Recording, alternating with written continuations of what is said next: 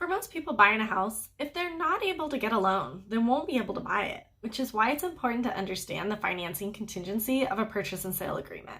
Hey everyone, Stephanie Weber with Home Match Northwest, here to provide short educational video clips on the home buying and selling process. I've had clients ask me, what happens if I don't qualify for the loan, but I don't know until after the seller accepts my offer? Well, this is where your financing contingency comes into play. My first recommendation is to always talk to your lender about getting pre-underwritten so that any red flags that may come up during your underwriting process, which is where most roadblocks are found, can be caught early on and allows for time for it to be resolved. The only buyers who will need a financing contingency are those who will be taking out a mortgage to pay for the home, since the purchase will be contingent on obtaining the loan. Cash buyers typically do not request a financing contingency because there's no loan. However, this is not a hard set rule. There's always exceptions.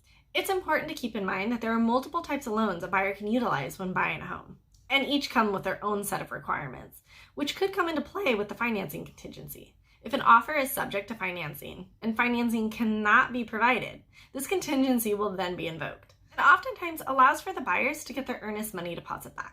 However, as a buyer, it is important to work very closely with your agent and your lender to ensure none of your actions could lead you to not qualifying for a loan at the last minute and risk not getting your earnest money deposit back. I also recommend that you check out my video on what to absolutely do not do while buying a house. In there, I cover financial mistakes that buyers have made that have kept them from being able to buy their new home. And as with most contingencies within a home purchase and sale contract, there are many important details. And in today's video, I've only covered the high introduction of the financial contingency.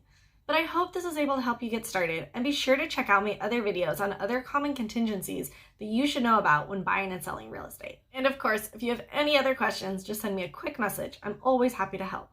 Have a great day, and I will see you in the next video.